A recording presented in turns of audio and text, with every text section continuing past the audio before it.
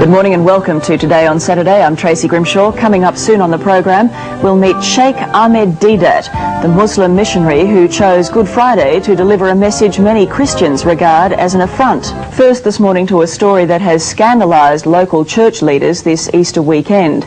Sheikh Ahmed Deedat is a South African Muslim missionary who's in Australia to deliver a provocative message in his lecture, Easter, a Muslim Viewpoint. In a country that prides itself on the right to free speech, it is not the content of his lecture that's caused affront, it's the timing. Sheikh Deedat delivered his speech on the most solemn day of the Christian calendar, Good Friday. Sheikh Deedat joined me earlier. Good morning to you. Good morning, ma'am. What's the purpose of your visit to Australia? My purpose is to educate my people, as well as the Christians in this country, in regards to our relationship with Christianity. Because Islam is the only non-Christian faith which makes it an article of faith for its followers to believe in Jesus. No Muslim is a Muslim if he does not believe in Jesus. See, the bulk of mankind, the non-Muslims, they do not know that in this holy book of ours, the Holy Quran, is enshrined Jesus Christ. That in this vast volume, Muhammad, the so-called author of this book, the Quran, he is mentioned far less time than Jesus Christ. Jesus Christ in this book is mentioned 500% more times than Muhammad. But you don't believe that the Christian version of what happened at Easter is the correct version? That is true. What's your version? No. So he says now, number one, the people don't know that we believe in Jesus as one of the mightiest messengers of God. We believe in his miraculous birth, which many modern day Christians, including the bishops of the Anglican Church, they don't believe today. But we believe. We believe that Jesus was the Messiah, translated Christ. And we believe that he gave life back to the dead by God's permission, and he healed those born blind and the lepers by God's permission. And we believe that God took him up and he's coming back. Now, all this the Christian doesn't know. He only knows that, no, we disagree with what we disagree with. Says now, what is the reason? Why is it that we want to be different? We want to be funny? What makes the Muslim different from the Christian? But you don't believe that Jesus died and was resurrected at Easter? Right. So we say the Christian is boasting that on these 3 days, these eventful days, the Passion of Jesus, there were 300 Old Testament prophecies fulfilled on this day. But I'm telling them that the one that got away, you see, in fishing, I'm an angler, and when we talk about the one that got away. The one that got away, the one that was not fulfilled. Now, I am here to educate people about the one that got away. And you will upset Christians, though, won't you? You must, I suppose, concede that. My motive is to educate. But can I put to you, if we could just concentrate on this one particular issue at the moment, yes. Can I put to you that it will be considered insensitive by many Christians that you have chosen Easter to come and deliver this message? No. I had no plans whatsoever. Some months ago, they were asking me for a blank slot that I have in my programs. So it's a coincidence that it's Easter? It is unbelievable. My very first major lecture happens to be on Good Friday. Extraordinarily unbelievable. It's extraordinary. But coincidences do happen. But now, to me, this is the most appropriate subject for the day. Let's say on Christmas Eve, on Christmas Day, the birth of Jesus, we are supposed to celebrate. I'm talking about the passion of Jesus. What happened to him and how he died, and then they beat him up. No, doesn't make sense. Doesn't make sense. When you talk about Easter at Christmas time, it doesn't make sense. You talk about Easter time. All right, well, let's say at Ramadan, the Pope goes to Tehran and says, you've got it all wrong. Right? Okay, come. Well, how would he be received? His Pope, His Holiness, yes. Just coincident that you mentioned his name. He has just written a book called Crossing the Threshold of Hope. It had become the world's bestseller in 12 countries immediately on publication. Right. In this he says, we must have a dialogue with the Muslims. So, suppose it's a coincidence that Ramadan is the occasion when he happens to be in Tehran and we are having a dialogue. He says, now look, you people, man, you're killing yourself. Who the Pope will reason with us. He said, you Muslims, you pray 5 times a day. Every day of the year.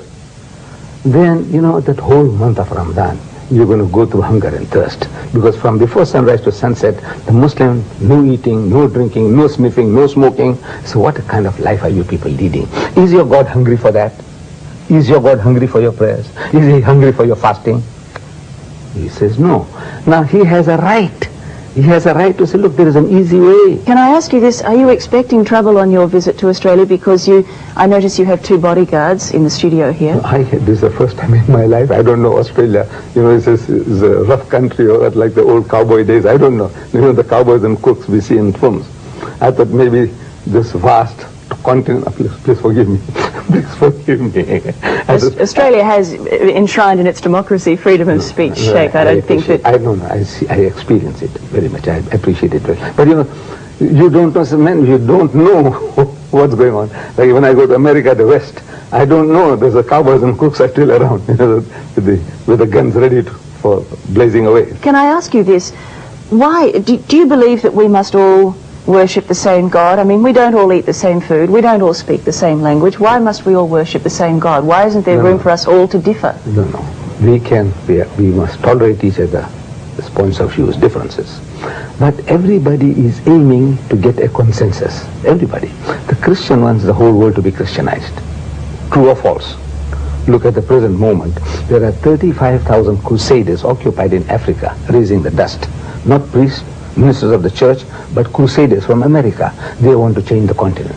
They want to make Africa a Christian continent. In 1977, in Indonesia, there were 6,000 crusaders trying to convert the Indonesians, and they have succeeded so far in converting 15 million Indonesians into Christianity. And by the turn of the century, they want to make Indonesia a Christian nation. Now, this is an aim, a noble aim from the Christian point of view.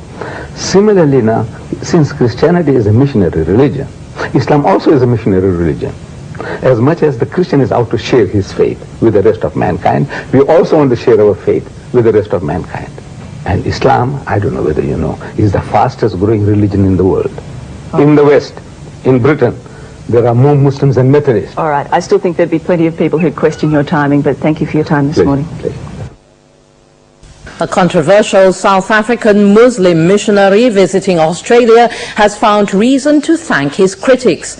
Sheikh Ahmed Deedat says those who have criticized the timing of his first Australian lecture have done him an enormous favor. One opponent, the head of the Wesley Mission, says an anticipated attack on Christianity on Good Friday is scandalous. As he embarks on his first Australian tour, Sheikh Ahmed Deedat says he hopes to educate Muslims about Christianity and Christians about Islam. This Good Friday, what they're talking about, these things didn't happen. And my proof is from the Bible itself.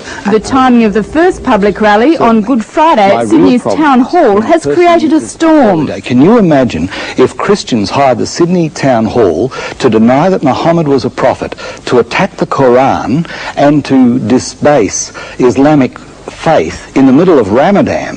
What would happen? I'll tell you what, I would have to join Salman Rushdie.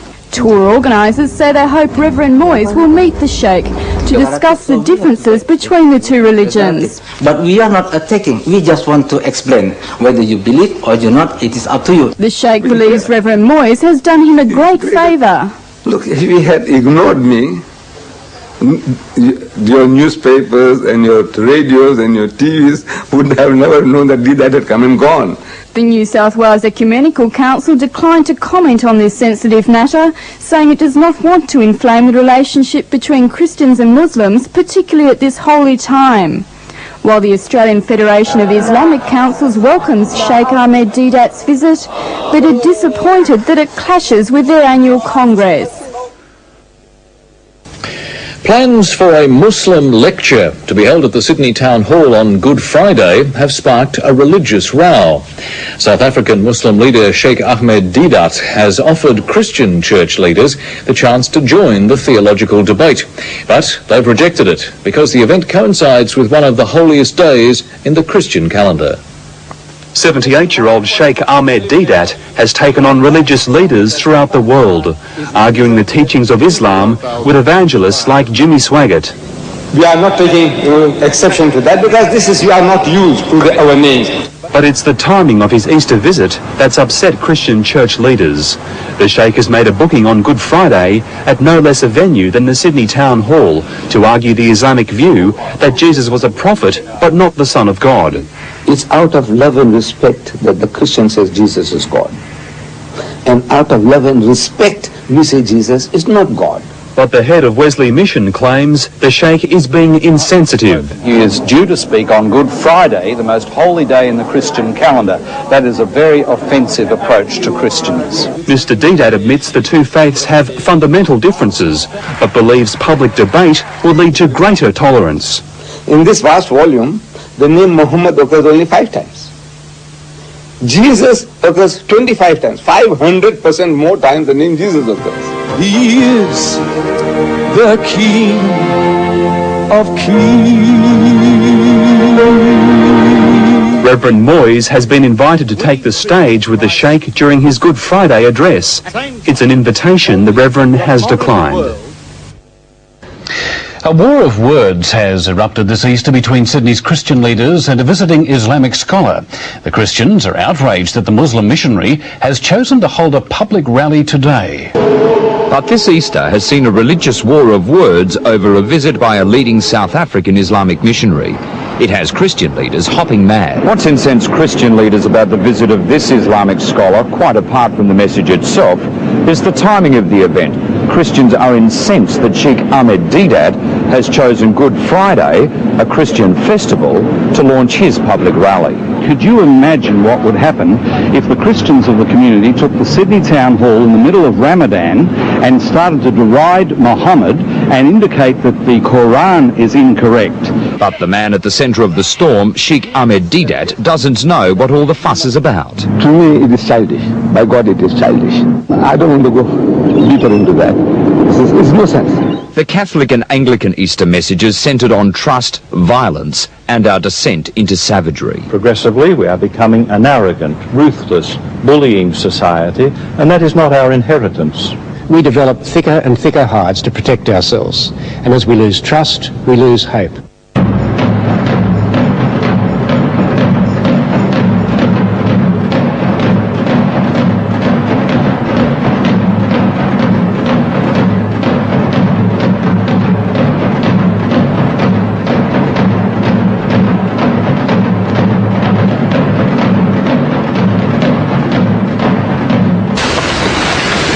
من الشيطان الرجيم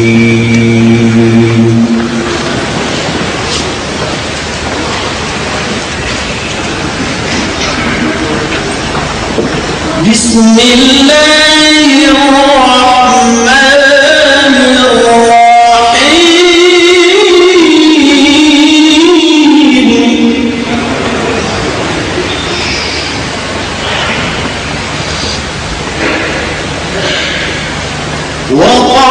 وقولهم إنا قتلنا المسيح عيسى ابن مريم رسول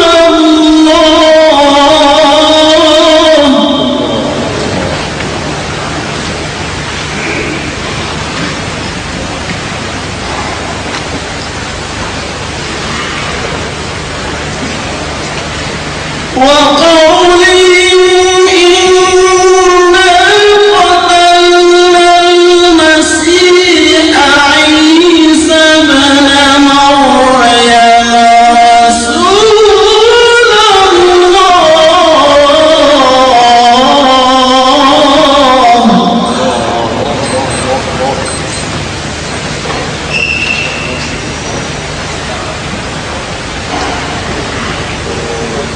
وما قتلوه وما صلبوه ولكن شبه لهم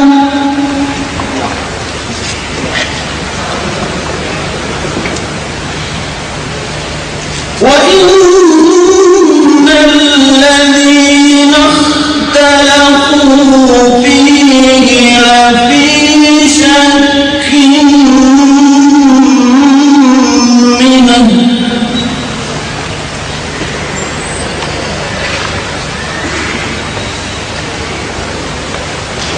ما لهم به من علم إلا اتباع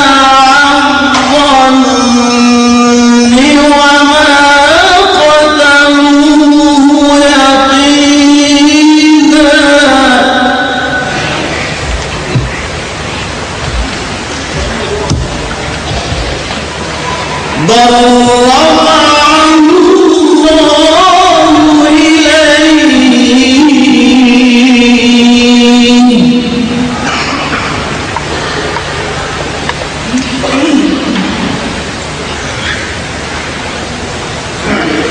بل